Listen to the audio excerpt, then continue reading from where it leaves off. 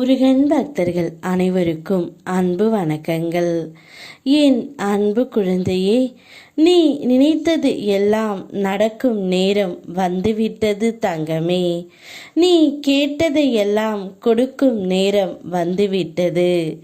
ஆனால் ஏன் உன் கைகளில் வராமல் இருக்கின்றது என்றால், நீ எப்போதும் கவலையாக இருப்பதால்தான் அது உன் கைக்கு எட்டாமல் இருக்கின்றது. கவலையை மறந்து சந்தோஷத்தில் நீ எப்போது வருகின்றாயோ அப்போதுதான் அனைத்தும் உன்னுடைய கைகளில் கொண்டு வந்து உன் அப்பா நான் சேர்ப்பேன்.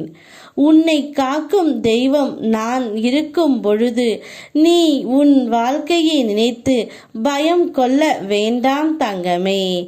நீ எப்போதும் என் பாதுகாப்பு வளையத்தில் தான் உள்ளாய். அஞ்ச வேண்டாம். முருகா என்று அழைக்கும் முன்னே பலமுறை உன் பிரச்சனைகளை தீர்த்து வைத்து உள்ளேன். ஏனென்றால் எனக்கு நீ பிரியமான பிள்ளையப்பா. நான் இருக்கும் தைரியத்தில்தான் நீ எங்கும் செல்கின்றாய். உனக்கு எப்போதும் பாதுகாப்பு அரணாகவே நான் உள்ளேன். அதனால் நீ தைரியமாக இரு தங்கமே. நீ நினைத்ததை நான் உனக்கு நடத்தி கொடுக்கின்றேன்.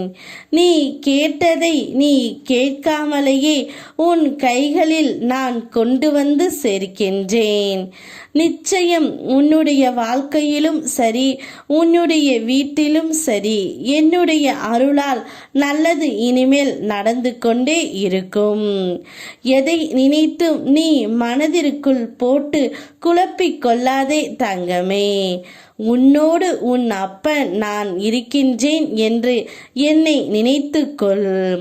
நீ சந்தோஷமாக இருந்தால் உன் கைக்கு வரவேண்டிய அனைத்துமே வந்துவிடும். என் பிள்ளை எதற்காக சோகமாக இருக்க வேண்டும்? ஏன் கவலையாக இருக்க வேண்டும்?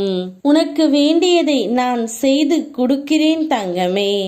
நீ எப்போது எதை கேட்டு ஆசைப்பட்டு நின்றாலும் அப்போதே உனக்கு அதை நான் முழுமையாக கொடுத்து விடுவேன்.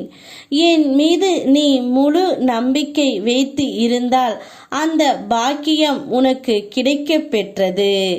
என்னை நம்பி நீ உன் கடமைகளை செய்ய முயலும் போது உன் பிள்ளைகளுக்கு பாதுகாவலனாக நானே இருக்கின்றேன். அவர்களுக்கு குருவாய் வழி நடத்துவேன். இதை நீ மீண்டும் ஒரு முறை உணர்ந்தும் இருப்பாய். நான் உனக்கு கொடுத்த வாக்குப்படியே உன்னுடைய வாழ்க்கையில் என்றும் நான் இணைந்து உள்ளேன். அதனால் மகிழ்ச்சியாக இரு தங்கமே.